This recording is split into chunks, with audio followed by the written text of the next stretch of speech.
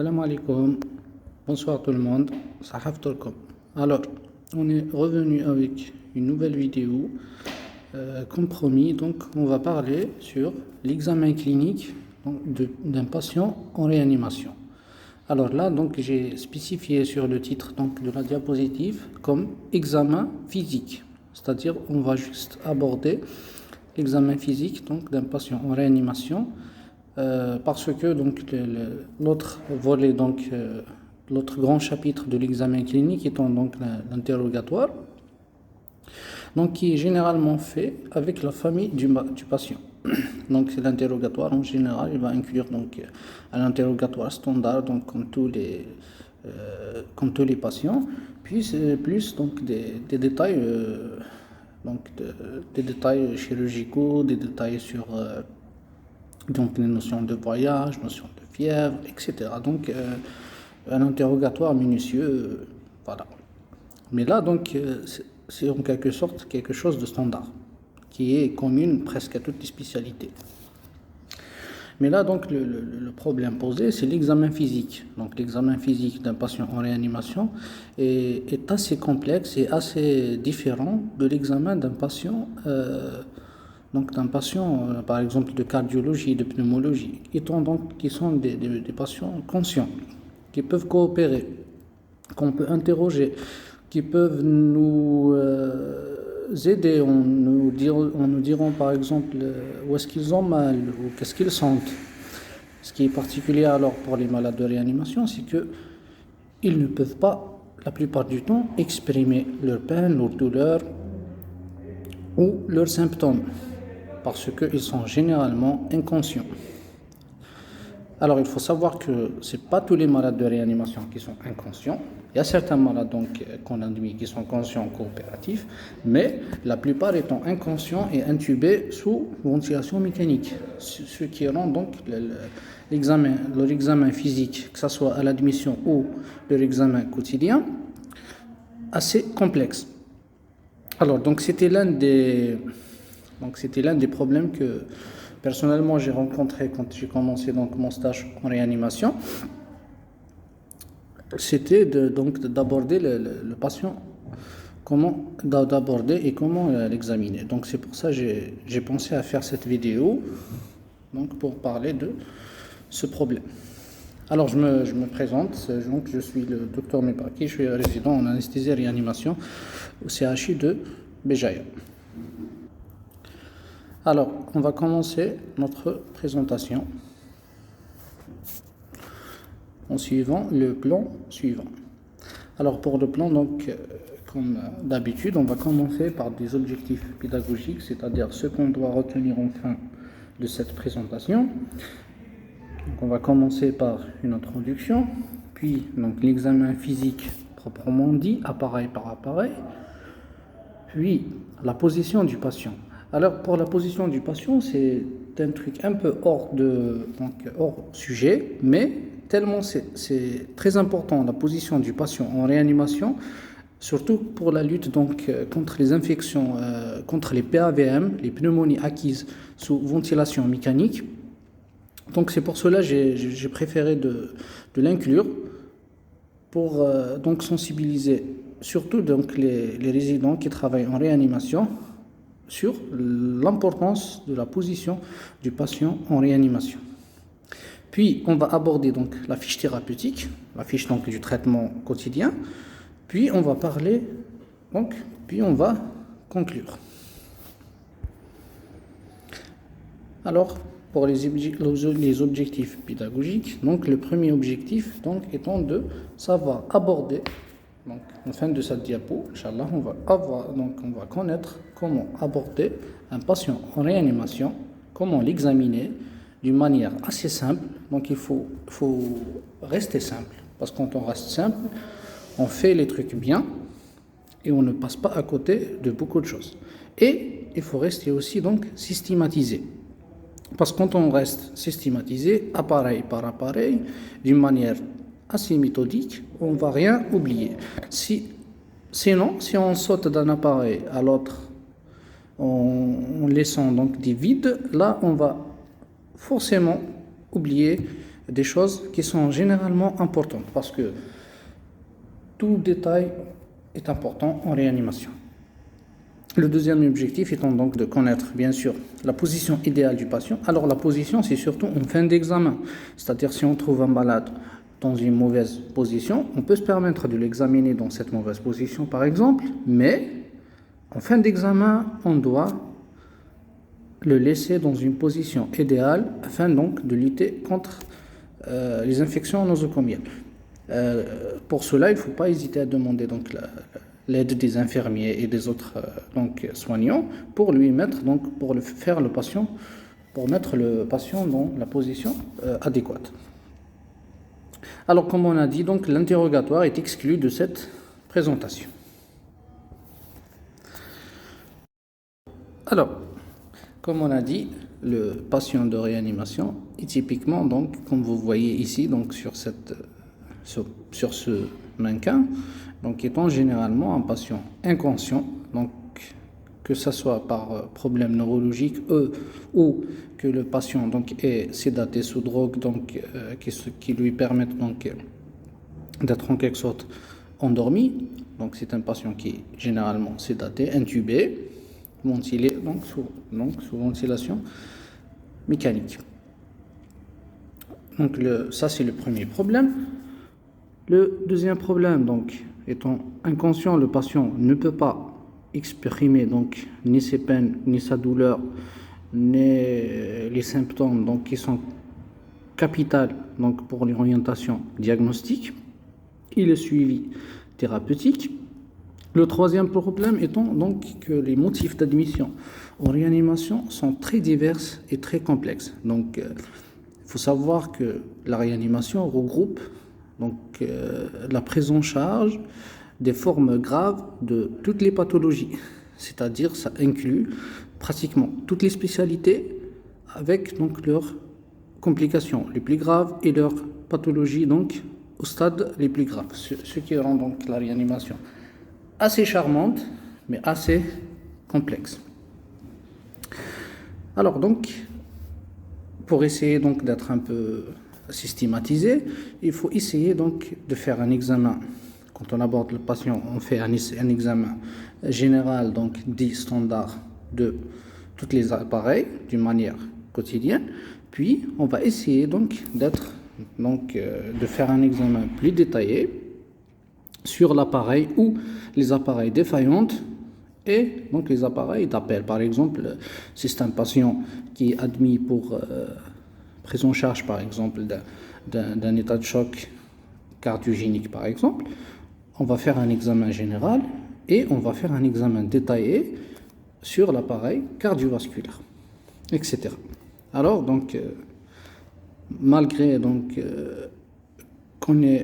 qu'on serait donc des spécialistes en réanimation, anesthésie, malgré les années de travail, ça reste toujours un examen difficile où on peut se perdre malgré qu'on est chevronné. Donc on essaye le maximum d'être systématique et d'être simple. Alors, on va commencer pour l'examen physique. Donc, quand on rentre généralement en salle, donc en box de réanimation, ça reste un réflexe. On regarde généralement le scope du patient et les constantes vitales. Puis, on va regarder donc l'examen cardiovasculaire, neurologique, puis respiratoire, cutanéeux, muqueux, examen abdominal et nutrition. Donc il faut savoir que la dénutrition, c'est l'un des grands problèmes de réanimation, surtout quand les patients séjournent d'une manière prolongée, puis l'appareil urinaire et la membre inférieur. Puis, en deuxième chapitre, après l'examen général, on va aborder l'examen plus détaillé donc de l'appareil d'appel. Alors, pour le scope.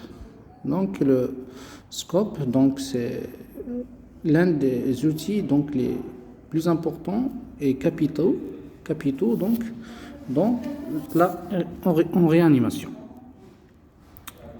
Il est indispensable dans tous les box de réanimation, donc avec au moins des scopes,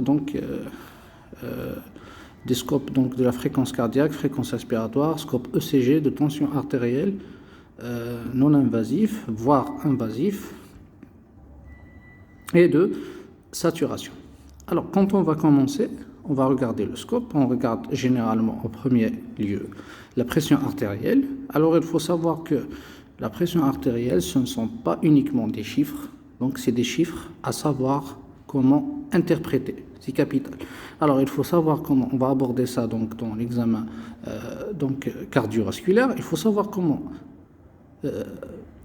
analyser les pressions artérielles systoliques, diastoliques, les pressions artérielles moyennes et le delta pp, ce qui est plutôt donc la pression pulsée, qui est donc la différentielle entre la pression systolique et la pression diastolique. Puis on regarde la fréquence cardiaque, le rythme cardiaque sur le tracé ECG. On regarde donc le segment, surtout donc le segment ST, parce qu'il y a un sus ou un sous-décalage, parce que donc, le patient il peut faire facilement un IDM lors de son séjour en réanimation. Puis, on va regarder la saturation. Donc, il faut savoir que les objectifs de saturation en général en réanimation, c'est entre 92 et 96. Donc, si le patient est saturé à 100% par exemple, il faut essayer de baisser donc, la FiO2 ou bien la PEP. Donc, je ne vais pas rentrer dans les détails. L'essentiel, il faut savoir que donc la FiO2 élevée, c'est-à-dire la fraction inspirée d'oxygène élevée, quand elle est par exemple à 80, à 90, il faut savoir que l'oxygène est toxique.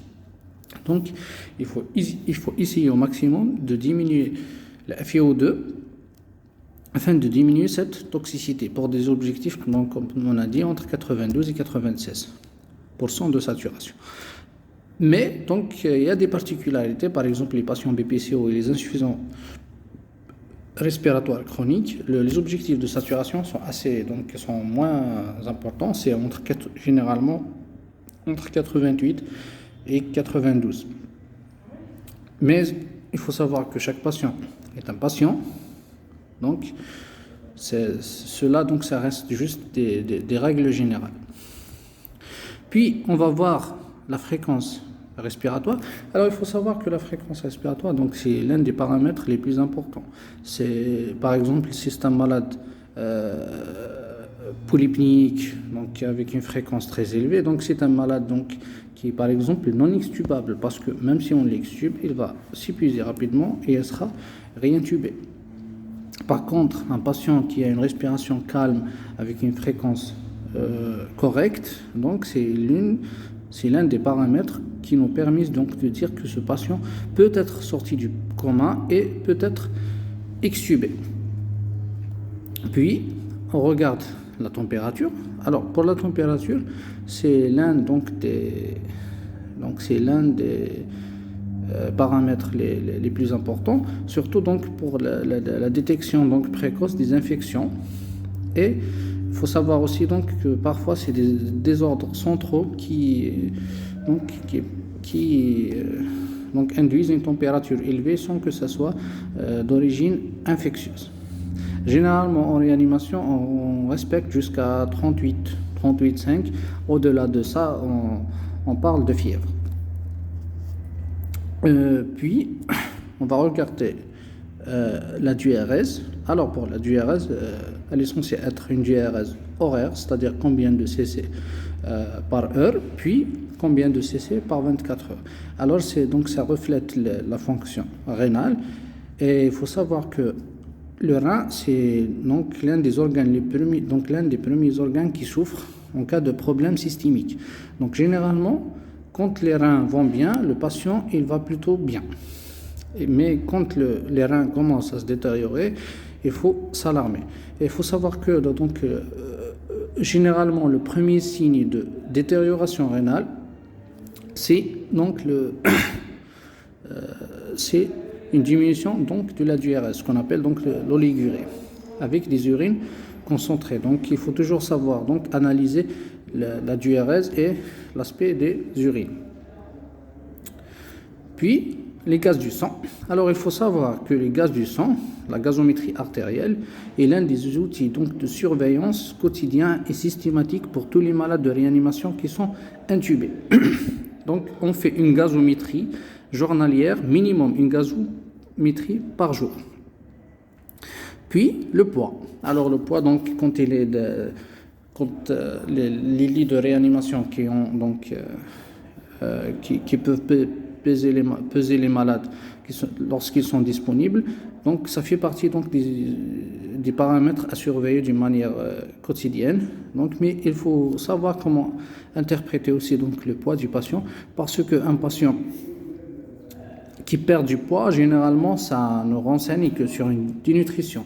Mais le problème inverse, c'est quand le patient commence à gagner du poids, ou bien il reste avec un poids donc inchangé. Là, il faut se poser des questions. Est-ce que le patient est bien nourri, donc il n'est pas en train de faire une dénutrition, ou bien il est en train de faire une dénutrition avec donc des œdèmes et une infiltration interstitielle, donc qui va permettre de garder le même poids, mais en fait, le poids qu'il a gardé, c'est du liquide interstitiel, c'est pas des protéines. Donc, c'est l'une des formes les plus fréquentes en réanimation, c'est de voir donc des malades assez bouffés, donc assez infiltrés, mais en réalité, ils sont dénutris parce qu'ils sont infiltrés avec des œdèmes.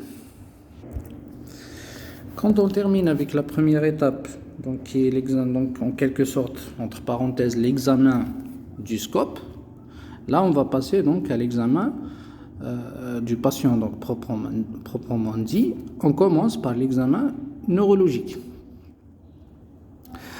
Alors, pour l'examen neurologique, quand on commence d'abord à voir les seringues électriques. Est-ce que le patient est sédaté ou non?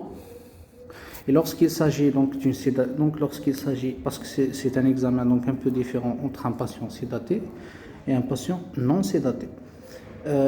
Lorsque le patient est sédaté, il faut regarder donc c'est quoi la molécule. Alors généralement en réanimation, on sédate les patients avec le midazolam, donc qui est une benzodiazépine.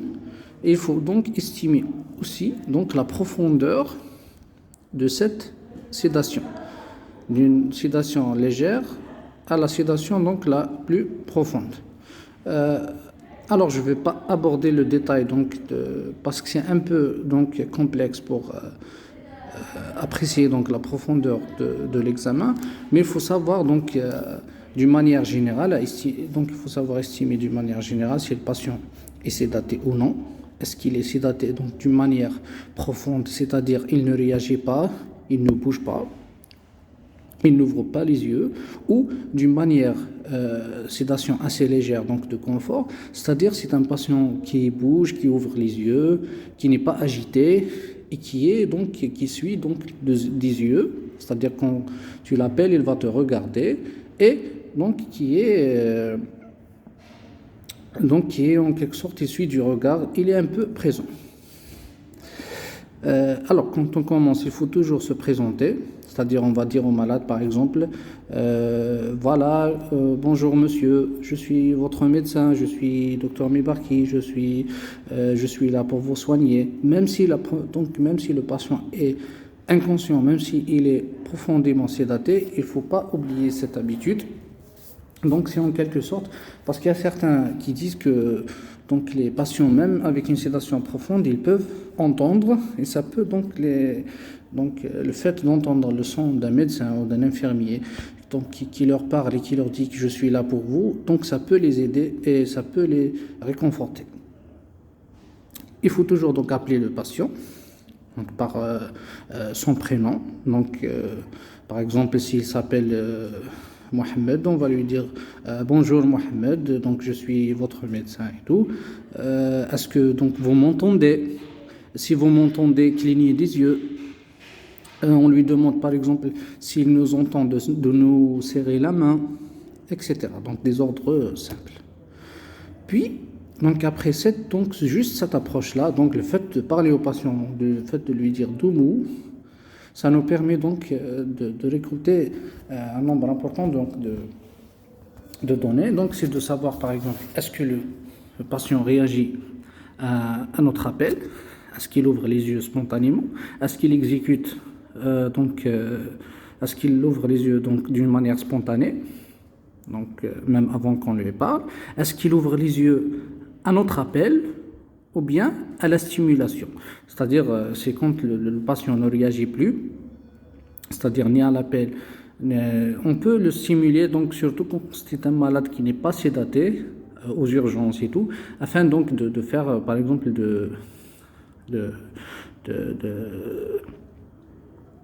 afin donc d'estimer le score de Glasgow par exemple à la stimulation douloureuse, ou bien il ne réagit pas du tout. Donc puis après ça, donc on va juger. C'est un malade qui est conscient, qui coopère, qui réagit donc de l'extrême à l'extrême. Donc ça peut être un patient qui ouvre les yeux spontanément, qui donc réagit aux ordres simples, qui nous serre la main, etc. Ou bien ça peut être donc un patient complètement inconscient qui ne réagit à aucune donc stimulation ni verbale ni douloureuse. Donc ça peut nous renseigner sur le pronostic. Mais comme j'ai dit, donc il ne faut pas oublier si c'est un malade sédaté ou non, parce que une sédation profonde peut donc mimer un coma, donc peut donner un coma profond sans que ce soit donc réellement un patient qui a des troubles de la conscience organique. Puis, donc la deuxième étape de l'examen donc neurologique, c'est l'examen des pupilles. Donc les pupilles sont très très importantes en réanimation. C'est ce qu'on appelle donc la fenêtre du tronc cérébral. On va voir donc est-ce que les pupilles elles sont isochores, c'est-à-dire elles ont le même diamètre, ou anisochores, c'est-à-dire une pupille dilatée, l'autre, donc une pupille elle est plus grande que l'autre. Puis on va voir est-ce qu'elles sont en myosis, c'est-à-dire pupille donc diminuée de volume, donc diminuée de diamètre. On appelle le myosis serré, c'est quand on a une pupille comme une pointe donc d'aiguille, c'est-à-dire elle est très très serrée, qui ne réagit pas à la stimulation donc luminale, c'est-à-dire le réflexe photomoteur est aboli. Et on va appeler myosis myosis quand le diamètre de la pupille est réduit, mais il réagit à la stimulation lumineuse en se rétrécissant encore plus. Ou est-ce qu'on a par exemple une médréase, c'est-à-dire une médréase, donc une pupille augmentée de diamètre. Puis il y a ce qu'on appelle donc la médréase réactive, c'est-à-dire c'est une médréase, mais quand on met donc de la lumière, elle diminue de volume. Une médréase aréactive, c'est quand on met donc la stimulation lumineuse, la médréase elle reste telle qu'elle est, elle ne réduit pas donc la pupille ne réduit pas donc de volume. Voilà ce qu'on appelle donc réactive et aréactive. Voilà. Alors il faut savoir que donc l'anisochorie est un signe donc de localisation très important lors donc des engagements par exemple temporaux et tout. Puis donc donc on a examiné les pupilles, on a examiné donc l'ouverture des yeux, on a examiné l'examen verbal, c'est très difficile de le réaliser chez les patients intubés parce qu'ils ne peuvent pas donc parler. Donc généralement la réponse verbale est estimée selon donc la réponse d'ouverture des yeux et des membres. Donc les membres, il faut donc toujours les examiner d'une manière symétrique et comparative pour voir est-ce que le patient donc il bouge les 4 membres ou bien est-ce qu'il y a un déficit. C'est-à-dire est-ce qu'il y a une hémiplégie, une hémiparésie, etc. C'est pour ça quand on demande au patient donc de serrer notre main, il faut essayer donc de le faire avec les 2 mains parce qu'on peut avoir un patient conscient, mais il peut pas serrer par exemple la main droite parce qu'elle est déficitaire. C'est pas parce qu'il est inconscient. Donc Ça aussi, donc, c'est valable aux urgences lors donc, de l'arrivée des polytropes, etc. Oui, donc on va voir aussi bien sûr, est-ce qu'il bouge les membres spontanément, ou bien à la demande, ou bien à la stimulation douloureuse, ou bien rien du tout. Donc vous remarquez donc l'examen donc neurologique en quelque sorte standard du patient en réanimation, ça ressemble beaucoup à un examen donc donc un score de Glasgow, mais un peu plus détaillé.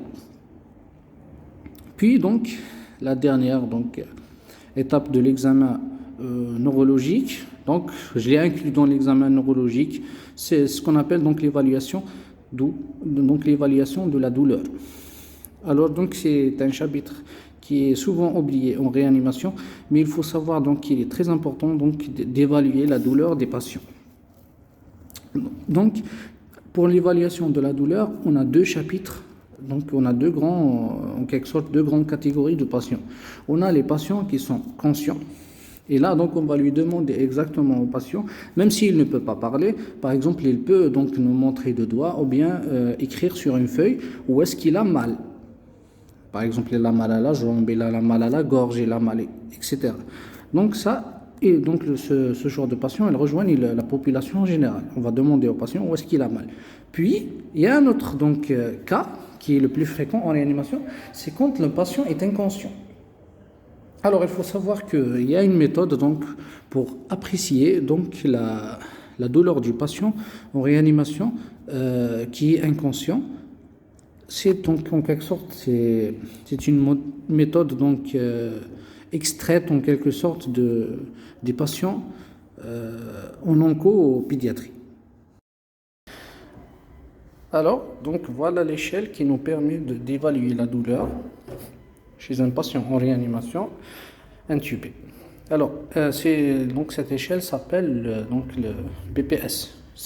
BPS, ça veut dire c'est en anglais, c'est Behavioral Pain Score. C'est-à-dire donc en français c'est le score donc comportemental de douleur. Il est composé de donc il a trois composantes. La première donc c'est l'expression du visage, ce qu'on voit donc sur la première ligne. La deuxième, donc c'est les mouvements des membres supérieurs. La troisième, donc c'est l'adaptation au ventilateur. Ce qu'on appelle donc nous l'adaptation au ventilateur, c'est-à-dire est-ce que le malade, on dit qu'un patient est adapté au ventilateur, on dit qu'un patient est adapté au ventilateur quand donc on a une courbe, donc quand on voit sur la colonne à gauche et en bas, quand ici, donc c'est-à-dire les courbes du ventilateur sont correctes, elles sont synchrones, donc la fréquence respiratoire et le rythme respiratoire il est régulier et il n'y a pas donc d'agitation ou bien un tirage susternal ou une contraction abdominale, c'est-à-dire le malade il respire à l'aise sous ventilation mécanique. La désadaptation, c'est le contraire. C'est quand le malade commence à faire de la respiration abdominale, du tirage, de l'agitation. Voilà. Donc, on a vu les trois composants. Alors, chaque composant, il est donc évalué de 1 à 4. 1, donc c'est bon, il n'y a pas de douleur. 4, c'est l'extrême de la douleur. Alors, le 1, on va commencer par l'expression du visage. Donc, le 1, c'est un patient, comme vous voyez ici, qui dort bien, les yeux fermés, sans aucune mimique. Le deuxième, donc l'échelle 2, donc le patient, il commence à fermer légèrement l'œil, donc il commence à avoir donc les rides du front donc qui sont donc il faut en quelque sorte il commence à contracter donc son front. Le troisième, donc c'est un patient qui contracte son front et qui contracte donc il froussit donc les sourcils, il contracte donc les paupières sont tendues. Puis le quatrième, donc c'est un malade qui fait carrément des grimaces donc de tout son visage. Puis, on va passer donc au mouvement des membres. Donc, le premier, c'est donc voilà, celle-là. Donc le premier, c'est des mouvements de membres normal. Plutôt, donc c'est des mains qui sont, comme vous voyez sur l'image, donc les mains sont bien ouvertes, elles ne sont pas contractées. Elles sont donc en extension. Puis le 2, donc on commence à avoir les doigts qui commencent à faire une légère flexion. Le 3, donc c'est des mains qui sont complètement fléchies avec flexion même du poignet. Le 4, donc c'est un patient qui veut carrément s'extuber, donc il tend le bras vers la sonde d'intubation. Le troisième, donc c'est l'adaptation au ventilateur. Comme vous voyez, donc le premier, c'est des courbes assez correctes, donc le patient est bien adapté.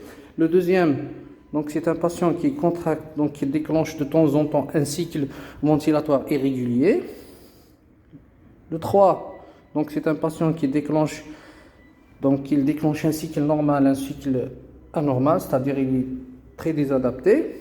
Le quatrième, c'est un malade qui est complètement désadapté, il tire et respiration abdominale avec le déclenchement de la plupart des cycles ventilatoires d'une manière anarchique.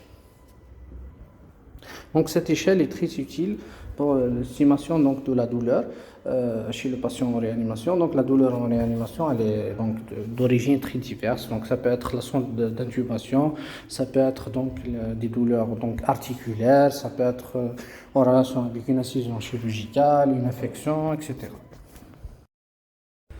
Maintenant, on va passer donc à la troisième étape qui est l'examen cardiovasculaire. Donc l'examen cardiovasculaire est composé de deux chapitres en quelque sorte. C'est l'examen donc du cœur et l'examen des vaisseaux. Alors pour l'examen du cœur, donc c'est essentiellement l'auscultation donc des 4 foyers. Donc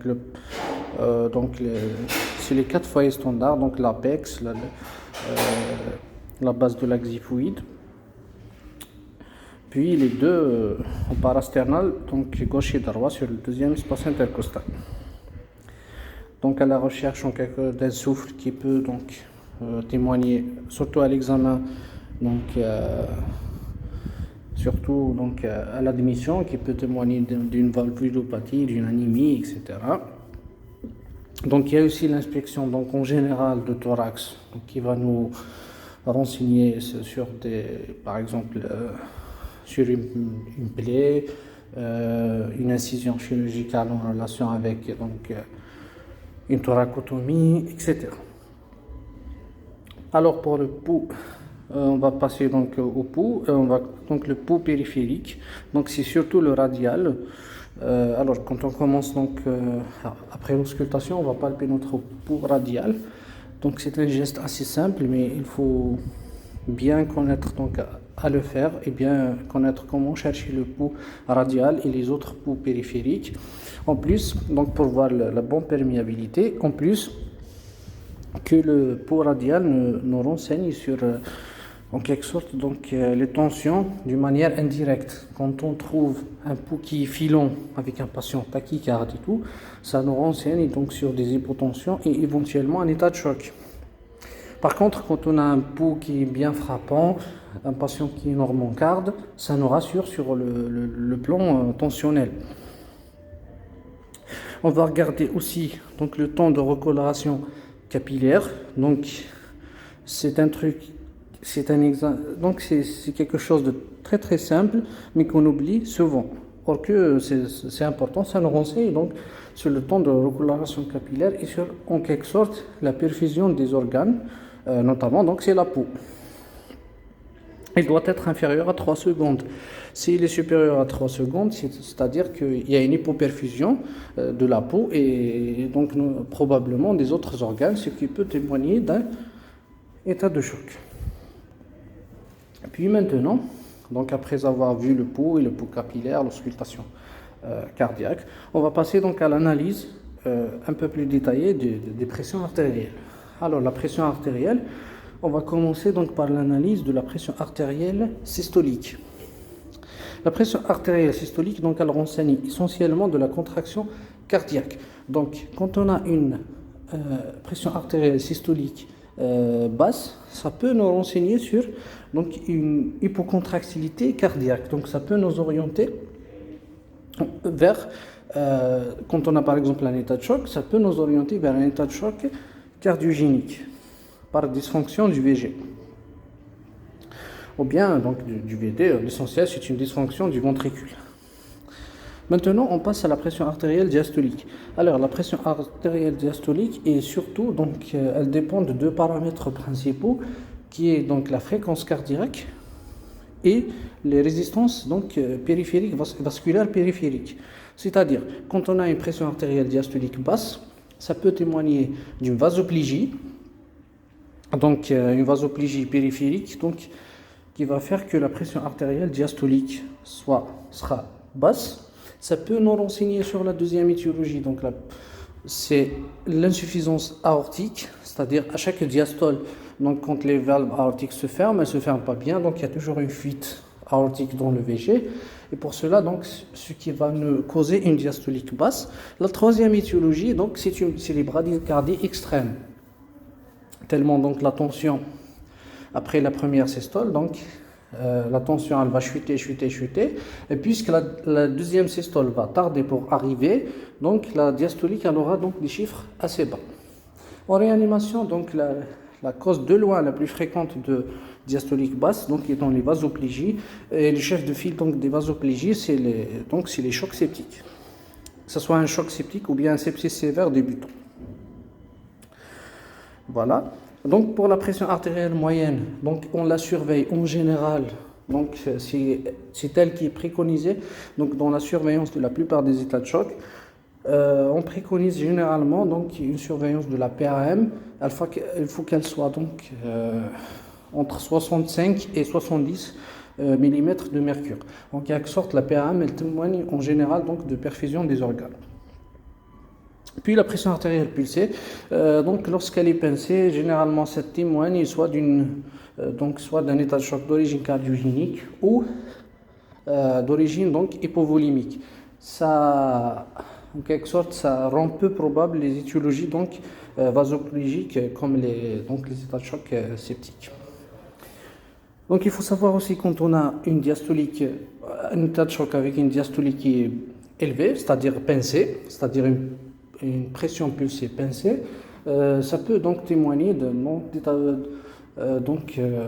de choc cardiogénique ou hypovolimique où il y a une vasoconstriction, donc des résistances vasculaires périphériques donc vasoconstriction vasculaire avec élévation des résistances vasculaires périphériques, donc qui témoigne de la bonne réponse adaptative de l'organisme à cette hypovolémie.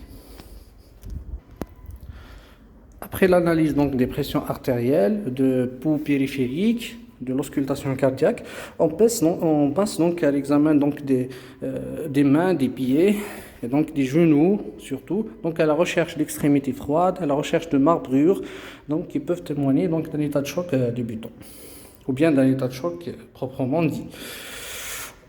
Puis on va regarder donc nos seringues électriques. Est-ce que le patient bien sûr est sous drogue vasoactive, comme pour l'examen neurologique, on regarde le patient est-ce qu'il est sédaté. Donc pour l'examen cardiovasculaire, c'est capital donc de savoir est-ce que notre malade est sous drogue vasoactive telle que la noradrénaline, est-ce qu'il est sous inotrope positif tel que donc la dobutamine, est-ce qu'il est sous, au contraire, est-ce que le patient est fait des hypertensions, donc il est sous drogue hypotenseur, etc. À la fin, donc, je l'ai inclus dans le statut de dégradation, je l'ai inclus dans l'examen cardiovasculaire. On regarde donc le statut de dégradation du patient. Est-ce qu'il est normo-hydraté? Est-ce qu'il est en hypo? Est-ce qu'il est déshydraté essentiellement? Est-ce qu'il y a des plaies donc de déshydratation? Il faut savoir différencier les plaies de déshydratation des plaies de dénutrition. Il faut regarder donc la bouche, est-ce qu'elle est sèche, est-ce qu'il y a une oligurie, est-ce qu'il y a des urines concentrées, etc. Au contraire, est-ce que le patient est surchargé, donc est-ce qu'il y a des œdèmes des membres inférieurs, des œdèmes des membres supérieurs, bouffissure du visage, est-ce qu'il y a donc des urines qui sont donc hypotonique en quelque sorte. Donc ça témoigne que le patient est hyperhydraté. Il faut savoir donc, bien sûr de différencier donc ces œdèmes des œdèmes donc d'origine cardiaque, rénale, hépatique, est-ce qu'il y a une hypoalbuminémie, etc. Donc ça reste toujours assez complexe et assez difficile. Maintenant, on va passer à l'examen respiratoire. Alors, pour l'examen respiratoire, donc, tout d'abord, on commence par la sonde d'intubation. On va regarder, donc, c'est quoi le numéro donc, de la sonde d'intubation. Généralement, en réanimation, donc, c'est des sondes d'intubation de gros calibre, 7,5, 8, 8,5. La position, donc, c'est très important de voir donc, le chiffre de la position au niveau des arcades donc, dentaires. Donc, ici, c'est quelque chose à vérifier d'une manière journalière. C'est-à-dire, si la sonde elle est à 22 et qu'on a ausculté, donc la sonde elle est en position symétrique et tout, le lendemain, on doit la trouver à 22. Elle ne doit pas être à 18, elle ne doit pas être à 26. Parce que si elle est à 18, le malade, soit il est extubé, soit il risque de s'extuber. Si elle est à 26, donc c'est probablement une intubation sélective, ce qui va créer des atélectasies importantes, généralement du poumon gauche complètement. Puis on va regarder donc, puisqu'on va regarder donc la sonde d'intubation, on va regarder au niveau de la bouche, est-ce qu'il y a une cyanose ou non? Est-ce que les lèvres, est-ce qu'elles sont bien colorées ou non? Puis on va voir donc, est-ce que le patient est adapté ou bien désadapté au respirateur, comme on a dit donc tout à l'heure. Si le patient est désadapté, donc on élimine les plus fréquentes donc, comme raison, c'est surtout les bouchons muqueux, donc un bouchon au niveau de la sonde d'intubation qui va gêner donc le passage de l'air et de l'oxygène.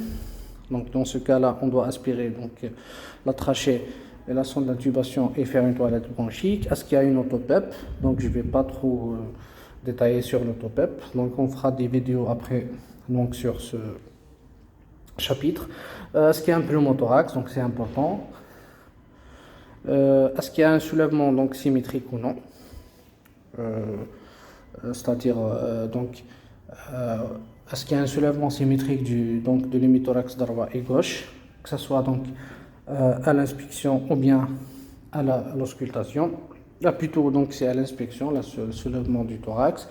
Donc s'il y a un thorax affaissé par rapport à l'autre, ça peut témoigner d'une atélectasie. S'il y a un thorax qui est donc qui est au contraire donc plus apparent, plus élevé que l'autre, donc ça peut témoigner d'un pneumothorax ou bien d'un épanchement ischémien. Puis donc la percussion, est-ce qu'il y a une matité, donc surtout au niveau des bases droite et gauche qui témoignent donc des atélectasies qui sont fréquentes. Donc les atélectasies des bases elles sont très fréquentes en réanimation, donc vu la position donc couchée sur le dos en permanence. Est-ce qu'il y a une matité même au sommet qui peut témoigner d'une atélectasie, d'une pneumopathie donc du poumon droit ou gauche? Puis à l'auscultation, donc c'est une auscultation symétrique, surtout au niveau des bases, est-ce que ça passe ou non? Si ça passe pas, ça peut témoigner d'un épanchement ou d'une atélectasie. Est-ce qu'il y a des râles sibilants chez un BPCO ou bien c'est un patient donc, qui fait par exemple un bronchospasme ou autre? Est-ce qu'il y a des râles crépitants localisés qui témoignent d'une pneumopathie par exemple?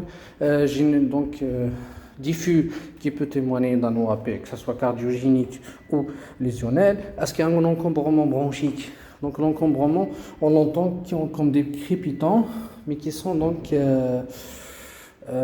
c'est des crépitants donc qui sont très, on les entend très bien, donc ils sont très parlants. C'est pas comme les crépitants de l'OAP qui sont donc assez discrets. Donc là, c'est des crépitants qui sont donc on les entend même de loin. Donc c'est en rapport avec un encombrement. Il faut savoir donc les différencier des crépitants de l'OAP. Tout ça donc ça vient avec la pratique. Et comme on a dit, est-ce qu'il y a des atélectasies, un pneumothorax ou autre anomalie? Il y a un autre signe donc on cherche qui est donc très très important, c'est la présence de la toux. Généralement c'est à la mobilisation de la sonde d'intubation. Si le patient ne tousse pas, ça veut dire donc donc l'absence de toux, il y a donc beaucoup d'étiologies, mais ça nous témoigne que le patient n'est pas extubable. C'est-à-dire un patient qui n'a pas de toux, on ne peut pas l'extuber. Si on l'extube, il va s'encombrer, donc dans 24-48 heures, on sera obligé de le réintuber. Donc c'est pour ça que c'est très important de chercher donc le réflexe de la toux. Puis mode, donc on va regarder puis donc au niveau du puis après l'examen du patient, on examine en quelque sorte le respirateur qui est relié directement à l'appareil respiratoire bien sûr. On va voir donc le mode et le courbe ventilatoire, la FiO2, c'est-à-dire la fraction inspirée d'oxygène.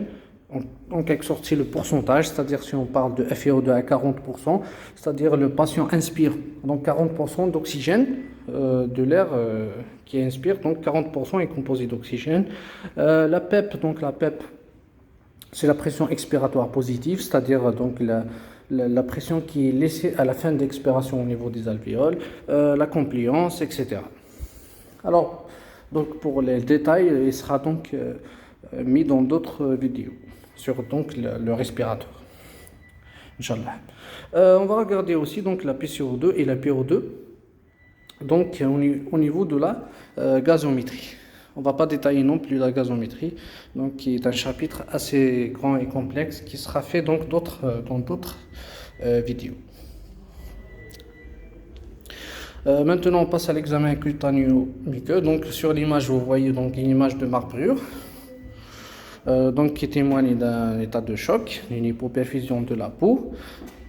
Mais ça peut donc être inclus aussi donc au niveau de l'examen cutané. Alors pour l'examen cutanéo-muqueux, donc les muqueuses, on regarde est-ce qu'elles sont sèches ou bien hydratées. Alors que donc les muqueuses, elles sont fréquemment sèches, donc surtout la bouche chez les patients de réa. On regarde aussi est-ce qu'il y a des plis de déshydratation ou des œdèmes. On regarde les conjonctifs. Donc les conjonctifs, c'est très important, on les regarde.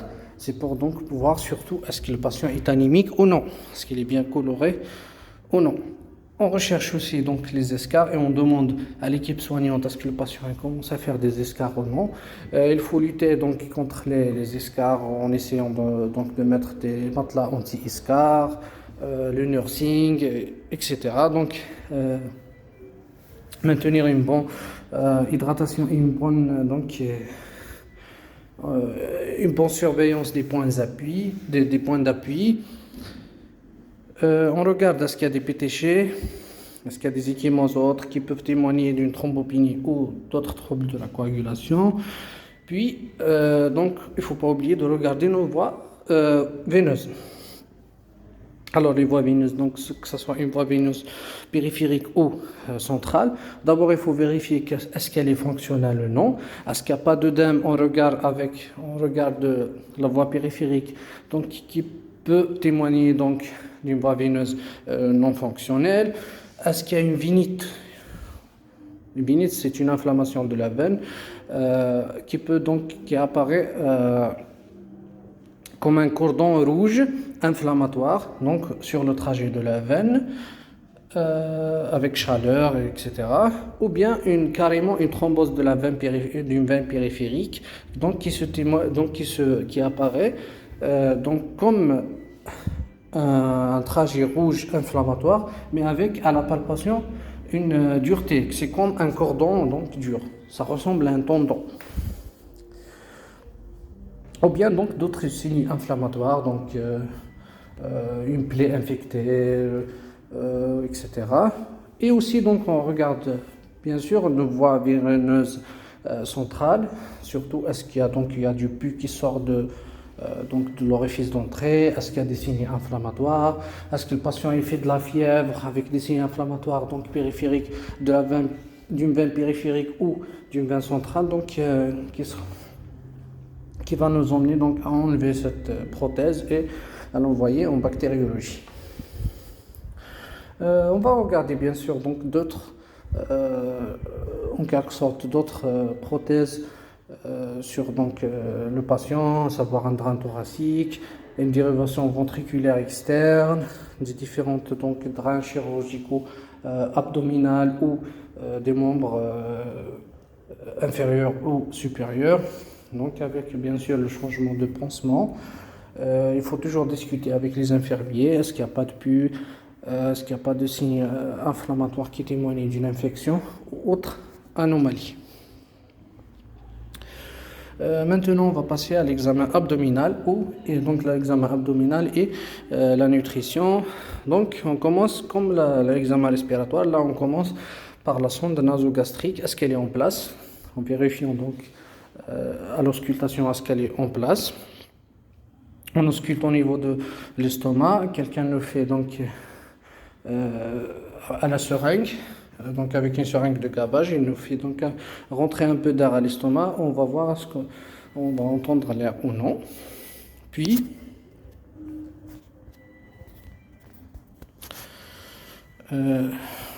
puis on va regarder est-ce qu'elle est bien fixée.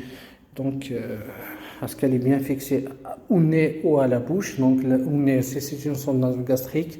À la bouche, donc si c'est une sonde orogastrique, alors il faut privilégier les sondes orogastriques parce qu'il y a moins de risque de sinusite et d'infection respiratoire avec cette dernière.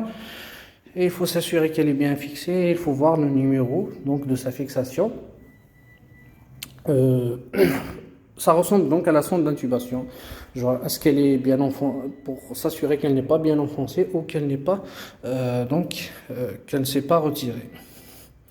Puis on va regarder donc notre abdomen proprement dit. Est-ce qu'il y a une distension? Est-ce qu'il y a un affaissement de l'abdomen? Est-ce qu'il y a des cicatrices donc chirurgicales ou cicatrices donc en relation avec des plaies ou autres? Puis on va palper notre abdomen. Est-ce qu'il est souple? Est-ce qu'il y a une défense? Est-ce qu'il y a une contracture? Donc, quoique ça manque beaucoup, même en cas d'abdomen chirurgical, ça peut manquer en réanimation, vu les patients qui sont donc sédatés, curarisés, etc. Puis donc, ce qui est maintenant pratiquement abandonné, c'est le contenu gastrique. Donc, avant chaque alimentation, ou donc dans d'autres cas où on peut utiliser, c'est important de surveiller le contenu gastrique, par exemple les post-opérés, les post-opérés d'occlusion, etc. ou mis la sonde nasogastrique en siphonnage, donc afin de surveiller le contenu et donc l'aspect de en siphonnage, c'est-à-dire la sonde nasogastrique est branchée directement à un collecteur. On va voir donc l'aspect et le contenu et la quantité du liquide gastrique. Puis on va regarder donc le statut nutritionnel du patient. Est-ce qu'il est dénutri ou non? Est-ce qu'il y a des plaies donc de dénutrition? On peut s'aider donc avec la biologie, avec l'albumine l'albumine et les protéines et les statuts électrolytiques. Donc il faut savoir que c'est assez complexe pour évaluer donc le statut nutritionnel. On va regarder est-ce que le patient est sous nutrition entérale qui est privilégiée au maximum, ou au contraire il est sous nutrition parentérale, c'est-à-dire c'est des nutriments qui sont donnés directement par voie intraveineuse. On va demander aux aides-soignants aussi donc de nous parler de l'aspect des selles.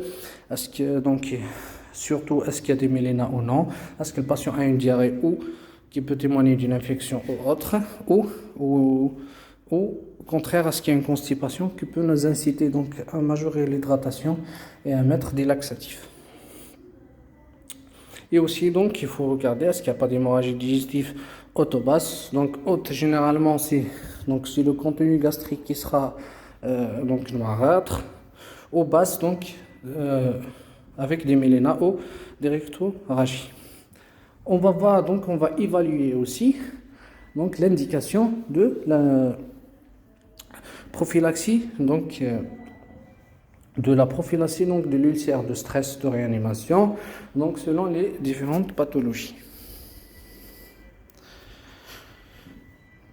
Maintenant, on va passer à l'examen de l'appareil urinaire. Donc, on va voir donc notre sonde, est-ce qu'elle est en place, est-ce qu'il n'y a pas d'immaturé. On va voir donc la diurèse, est-ce qu'il y a une oligurée, une polyurée ou bien donc une diurèse correcte. Une oligurée, généralement, ça témoigne d'une déshydratation. Donc, quand on voit une oligurée avec des urines concentrées, il faut majorer la réhydratation, bien sûr. Quand on voit d'une polyurée, bien sûr, il faut majorer la réhydratation et chercher pourquoi le patient fait une polyurée.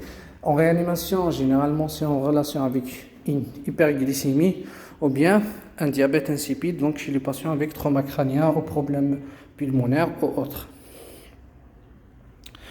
On va regarder donc bien sûr l'aspect des urines, concentrées, claires ou non. Est-ce qu'il y a une pyurie surtout, donc qui peut nous inciter donc au changement de la sonde urinaire, donc avec culture, donc culture des urines, donc à la recherche d'une infection urinaire. Et aussi donc il faut savoir que le globe vésical existe même sous sonde urinaire. Donc, ça fait partie de l'examen quotidien, même chez les patients sondés, de rechercher est-ce qu'il y a un globe vésical ou non. Parce que les sondes d'urinage, ça peut se boucher.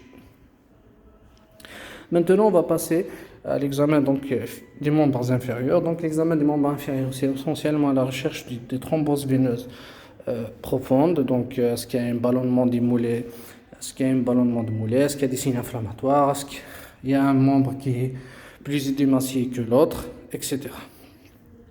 On va discuter aussi, est-ce qu'il y a une indication donc à la thromboprophylaxie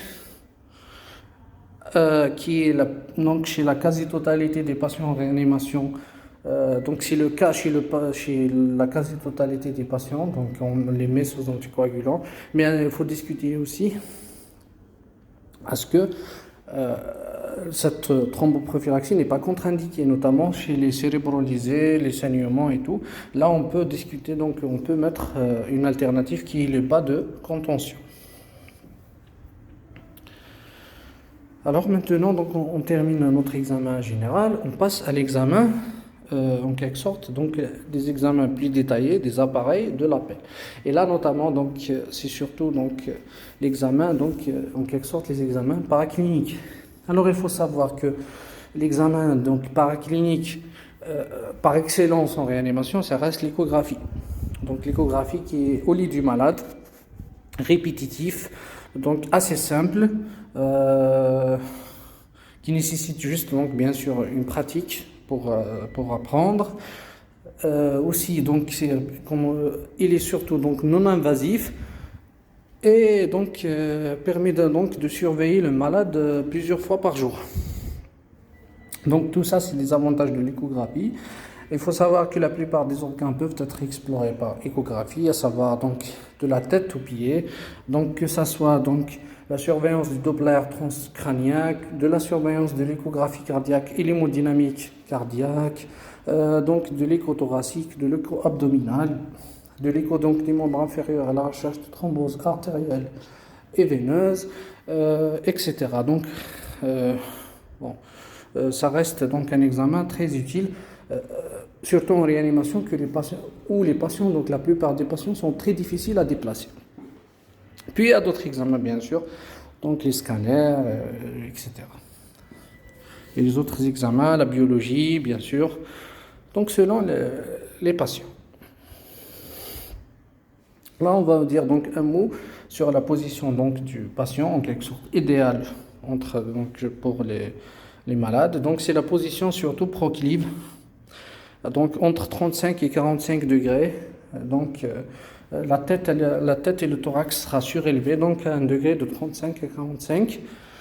Donc, cela peut permettre donc de diminuer la régurgitation du contenu gastrique et donc de diminuer le risque de pneumopathie acquise sans ventilation mécanique.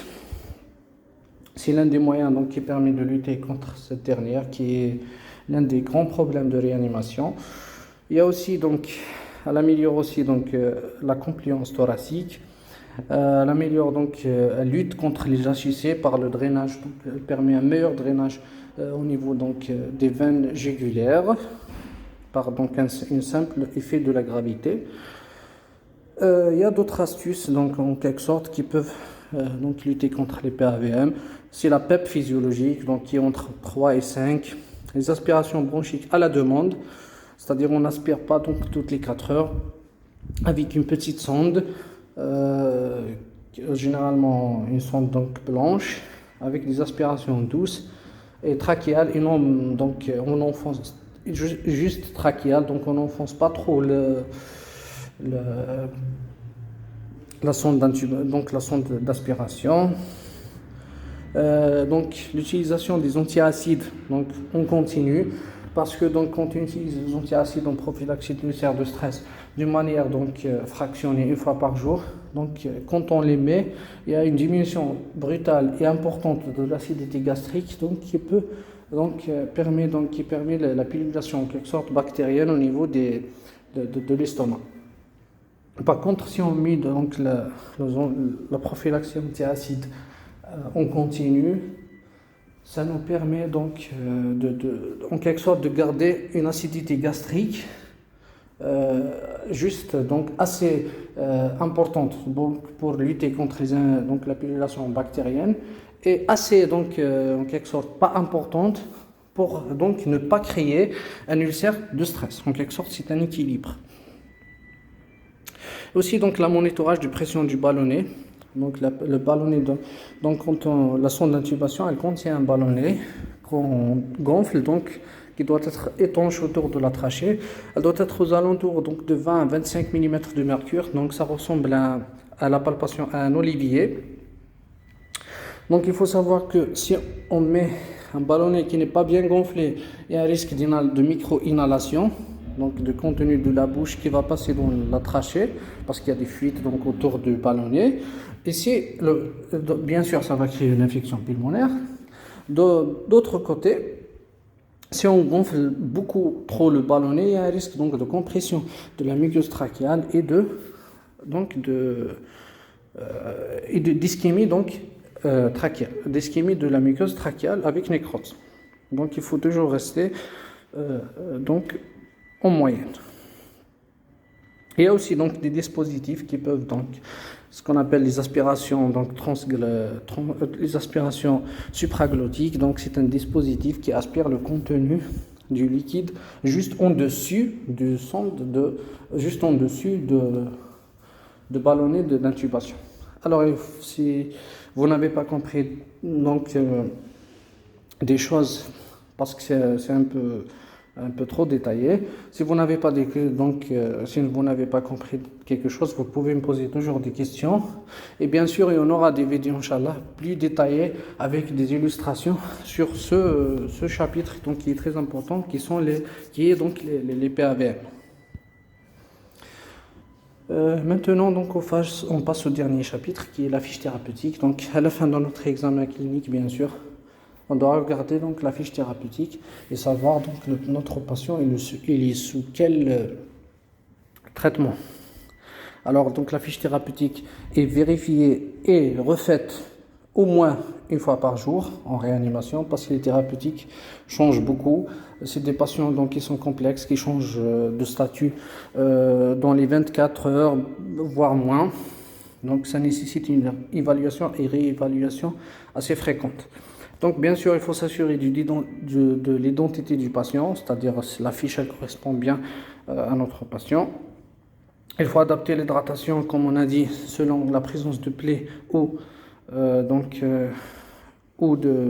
selon donc la présence de plaies ou d'œdème, ou une hydratation correcte, selon bien sûr aussi l'ionogramme et l'hématocrite. On doit adapter la sédation. Donc la sédation elle doit être la plus légère possible, c'est-à-dire selon la tolérance donc, du patient, sauf dans certains cas, les traumas crâniens et les SDRA, où on est obligé donc, de mettre donc, des sédations profondes. Adapter bien sûr les traitements et leur posologie quotidiennement. Donc tous les traitements doivent être adaptés et réévalués en question de posologie et d'indication, surtout selon donc, les problèmes, donc les insuffisances rénales et les insuffisances hépatiques qui peuvent être qui peuvent apparaître au cours de 6 jours en réanimation.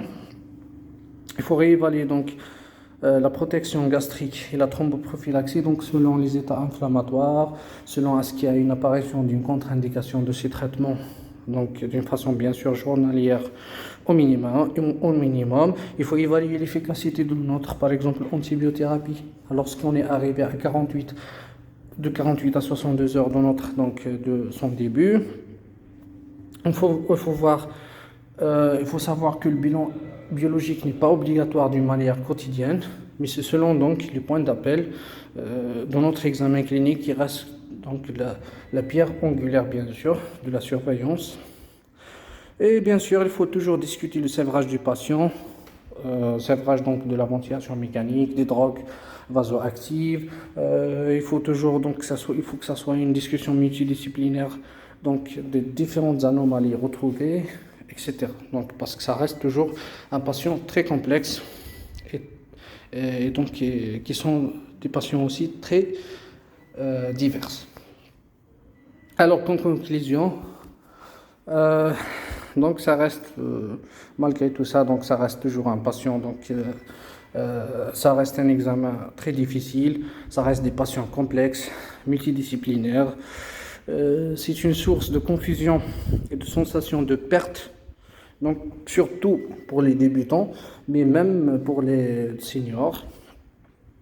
Donc, en quelque sorte, la clé d'un examen clinique correct en réanimation et en général, donc ça reste donc la méthode. Il faut être méthodique.